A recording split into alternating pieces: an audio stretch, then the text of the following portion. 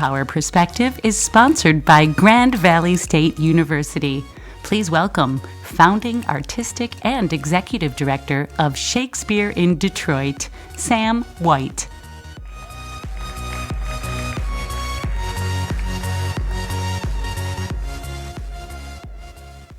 To be or not to be the next great city, that is the question.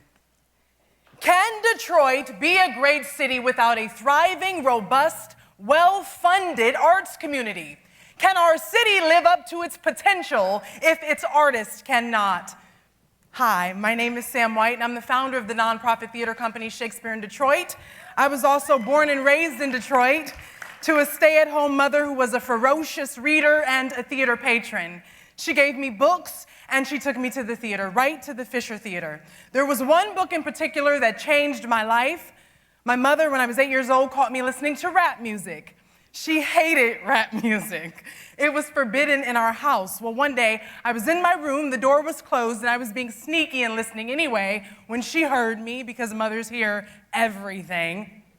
And she knocked on my door and she handed me a book and said, if you want lyrics so badly, you're gonna have to read this book. That book was the complete works of William Shakespeare. Through repetition and that exposure, I fell in love with those plays. And my mind's eye transported me off of my block on 7 Mile to places like Verona, Egypt, Venice. And now I stand before you as the leader of one of the most exciting emerging arts organizations in Detroit.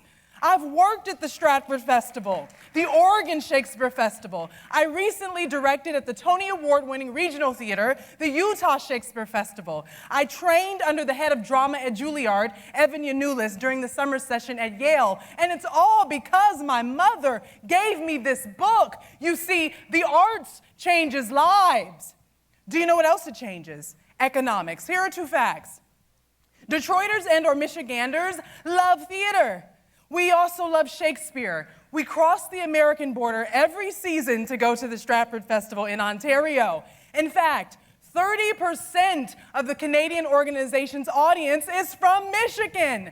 That's right. More than 50,000 people take the car ride over the bridge or through the tunnel to support Canadian theater every year. And the millions of dollars from Michigan on ticket sales does not include the multi-millions of dollars that are privately raised in our city and state to keep that organization sustainable.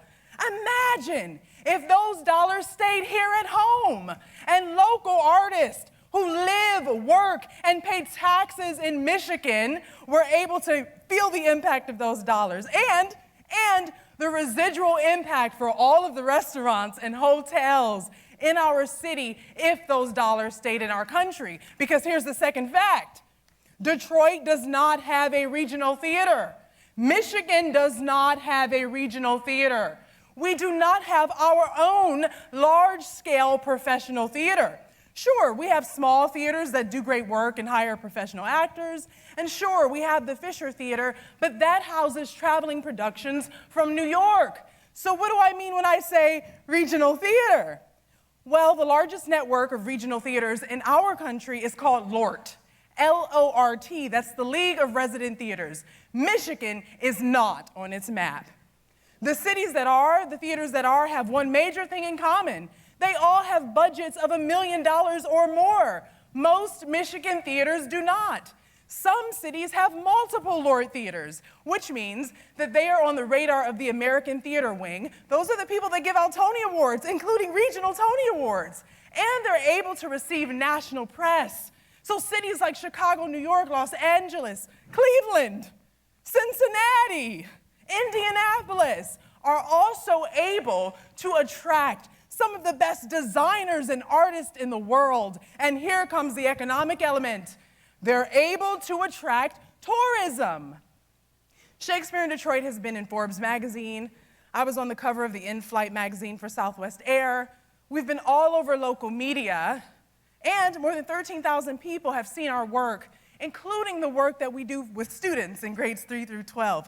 Shakespeare is required reading in Michigan.